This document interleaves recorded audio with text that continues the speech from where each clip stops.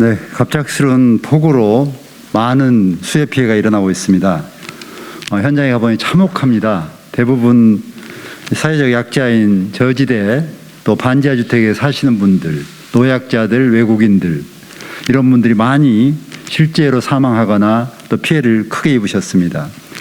갑작스러운 폭우가 밀어닥쳐서 문이 열리지 않아서 유리창을 깨고 간신히 나오신 분들, 또 철장을 뜯지 못하고 결국은 사망하신 분들, 또 나오신 분들은 갈 데가 없어 임시 거소에서 지내는 형편입니다. 우선 구호물품으로 생활하고 있지만 생활에 필요한 가재도구가 전부 유실되어서 앞이 막막합니다.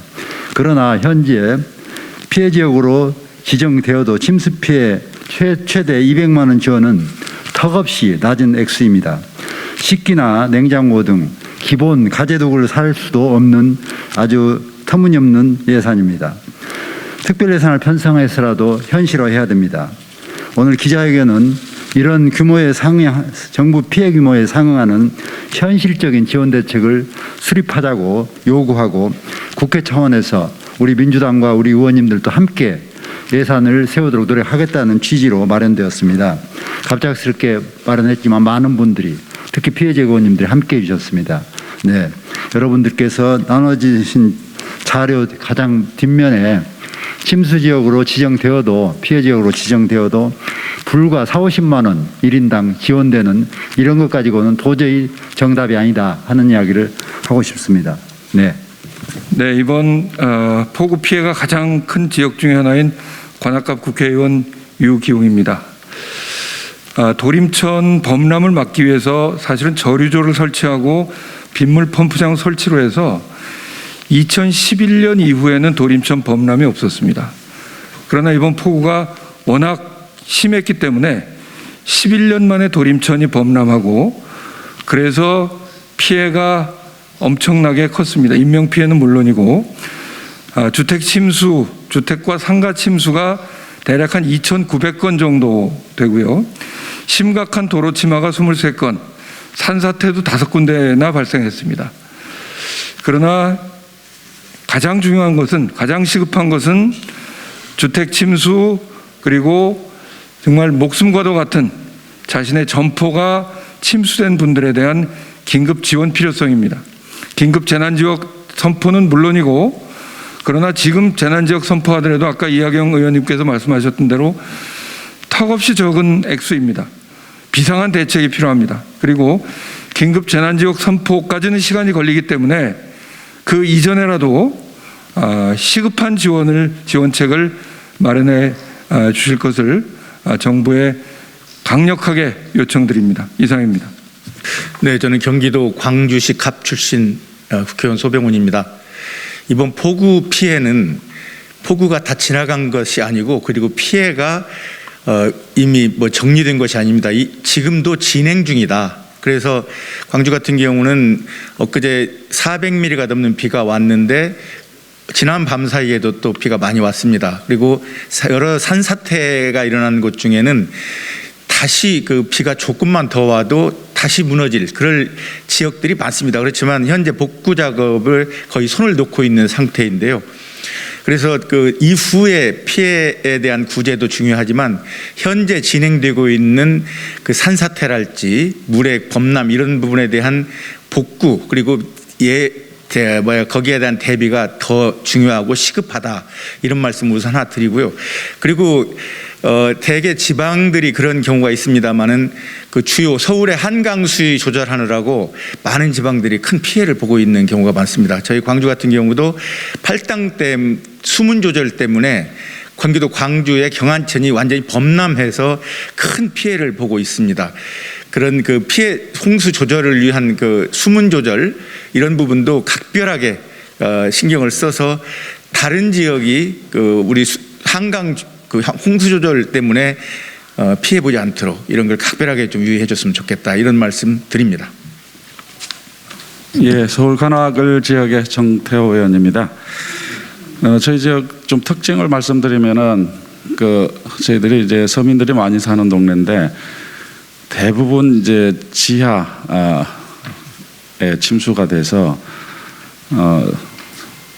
당장 지하에 잠도 잘 수도 없는 상태고 들어가 보면은 모든 가재 도구들이 아마 물이 가득 찼기 때문에 그야말로 뭐 아수라장입니다.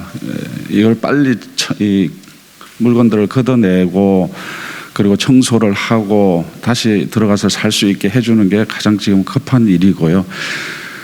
그분들은 뭐 지하에 살 수밖에 없는 그런 열악한 조건에 놓여 있는 분들이기 때문에 정부가 이런 분들에 대한 특별한 관심과 대책이 필요하다라는 말씀을 드리고 싶고요. 그리고 또 상인분들 코로나 때문에 정말 이제 고통스럽게 지나온 이제 겨우 그 어두운 터널을 벗어났다 이렇게 생각했는데 갑자기 닥친 폭우 때문에 거의 뭐 망연자실입니다. 또 비가 올까 싶어서 그 빗방울 소리만 들어도 가슴이 벌렁벌렁한다고 그 공포에 쌓여 있어요. 그분들에게 희망을 줄 수 있는 거는 어떤 가게 같은 경우는 옷가게인데 완전히 옷이 다 젖어버려 가지고 이제 쓸 수가 없는 거죠. 뭐 어떤 경우는 5천만 원, 1억 손실이 발생했는데 이런 분들은 다시 재기할 수 있는 방법이 없습니다. 그렇기 때문에 정부가 이런 분들을 위한 특별한 대책, 그냥 침수가 아니라 사람을 살린다라는 그런 마음으로 정말 대책을 좀 세워주셨으면 좋겠습니다. 네, 고맙습니다. 이번 피해가 불가피한 천재였다 할지라도 거기에 분명히 인적 요소, 인재가 지금 포함되어 있습니다. 퍼포먼스다 하듯이 한 바퀴 휙 돌아보고 끝낼 문제가 아니고 정말 근본적이고도 특별한 지원이 어느 때보다도 기묘한 순간이라는 것을 말씀드리겠습니다. 시작하겠습니다. 정부의 대응 미비로 수혜를 입은 국민을 위한 실질적인 보상책 마련을 촉구합니다. 수도권과 강원을 강타한 폭우로 11분이 사망하고 8분이 실종되었습니다. 이재민 548세대의 주택과 상가의 침수 피해는 3,755동에 달하고 있습니다. 비구름이 이동함에 따라 피해는 이제 충청과 전북, 경북으로 확산되고 있습니다. 연일 국민의 생명과 안전이 위협받는 비상사태지만 정부 대응이 보이지 않고 있습니다. 월요일부터 시작된 이번 호우는 이미 기상청 예보를 통해 대비가 가능했었습니다. 하지만 지난 주말 윤석열 대통령은 휴가 중이었고 엄청난 피해가 발생한 후에야 당정은 특별재난지역 선포를 검토하겠다고 합니다. 태풍이나 호우가 관측되고 재해가 예상될 때 대통령이 직접 회의를 소집하고 관계부처에 선제 대응을 지시하던 이전 정부와는 너무나도 대조적인 모습입니다. 한편 특별 재난지역을 선포하더라도 실제로 입은 피해에 비하면 현행법 지원 수준은 터무니없이 부족합니다. 하루아침에 보금자리를 잃고 몸만 빠져나온 분들께 침수 피해 200만 원 보상이나 4인 기준 생계비 120여만 원 지원은 어느 모로 보나 턱없이 부족합니다. 기나긴 코로나19 영업 제한을 지나 이제 막 새로운 희망을 품었던 중소 상인들에게는 더욱 가혹합니다. 기존의 대출 연장이나 세금, 사회보험료 납부 유예 수준 정도만으로는 안 됩니다.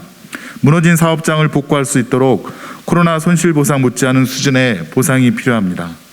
어제 뒤늦게 열린 점검회의에서 윤석열 대통령은 국민의 안전을 위해 국가는 무한 책임을 지는 것이라고 발언했습니다. 그 발언에 걸맞는 후속 조치로 국민에게 보여드려야 할 것입니다.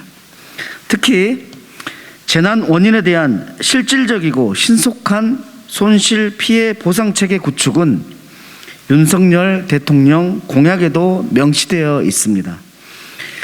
이미 많은 공약을 어긴 윤석열 정부, 이번만큼은 반드시 지키기를 바랍니다. 오늘 기자회견에 참여하고 연명한 더불어민주당 의원들은 향후 의결위와 상임위 활동을 통해 정부의 안일한 대응을 따져 묻고 피해 복구를 위한 추경 편성과 지원 수준 상향 등 국회 차원의 모든 대책 마련에 힘쓰겠습니다. 감사합니다.